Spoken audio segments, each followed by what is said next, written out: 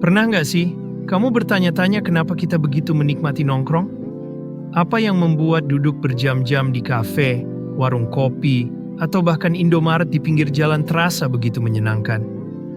Dari sekadar ngobrol ringan sampai diskusi mendalam tentang kehidupan, nongkrong punya makna lebih dari sekedar duduk dan ngobrol.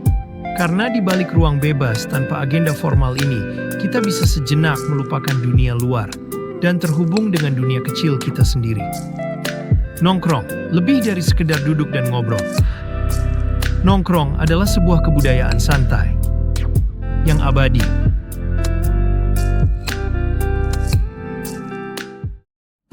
Nongkrong sering dianggap sebagai aktivitas santai tanpa arah.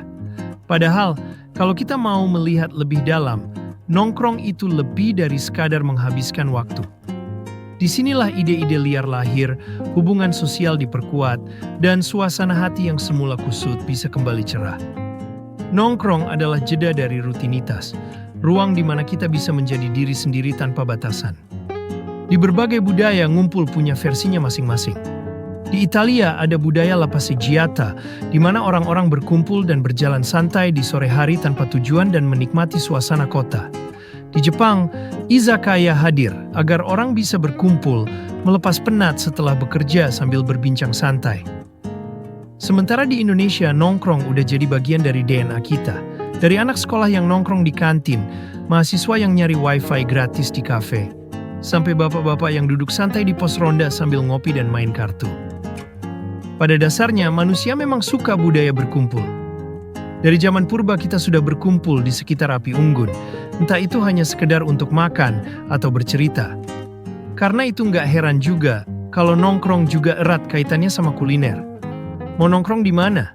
Yang kopinya enak, yang makanannya murah, tapi entah mau sambil makan atau minum, tujuannya masih sama. Duduk ngobrol dan menikmati kebersamaan. Salah satu hal yang membuat nongkrong istimewa adalah fleksibilitasnya.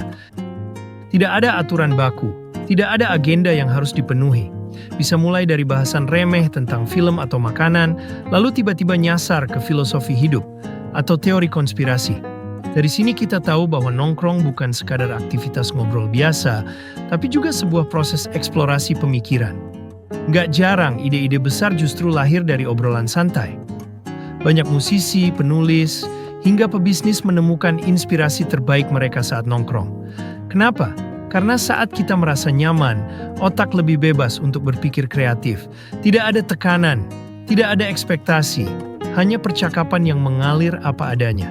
Disinilah kita bisa berpikir bebas, bereksplorasi, dan menemukan perspektif baru. Dalam dunia yang semakin sibuk dan serba digital, nongkrong menjadi semakin berharga. Ini adalah momen di mana kita benar-benar hadir, mendengarkan dan didengarkan, tanpa gangguan notifikasi. Kita belajar memahami satu sama lain, tertawa tanpa perlu alasan, dan menemukan makna di balik obrolan santai. Dan kapan lagi kita bisa mengumpulkan berbagai manusia dengan berbagai status dan latar belakang yang berbeda, berkumpul di satu meja, ngomongin hal-hal yang absurd, aneh, dan belum tentu penting. Nongkrong dengan segala kesederhanaannya berhasil menghadirkan suasana yang bisa dinikmati oleh semua lapisan masyarakat. Nongkrong seolah mencerminkan identitas budaya kolektivitas kita yang sudah ada sejak lama.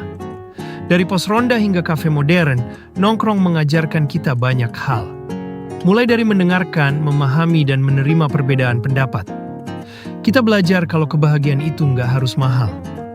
Kadang, secangkir kopi hitam di warung sederhana sudah cukup selama diminum bareng orang-orang yang bikin kita nyaman.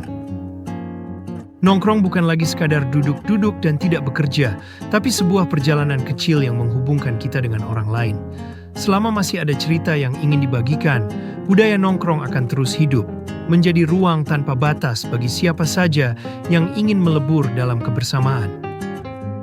Dimanapun tempatnya, semangatnya akan selalu sama. Kebersamaan. Kalau kamu suka video ini, jangan lupa untuk like video ini, subscribe dan nyalakan loncengnya agar kamu nggak ketinggalan konten-konten kayak gini. Dan jangan sungkan buat bagikan cerita atau pendapatmu soal ini di kolom komentar. Saya dari Ngulik Enak pamit undur diri. Dan selamat datang di perjalanan.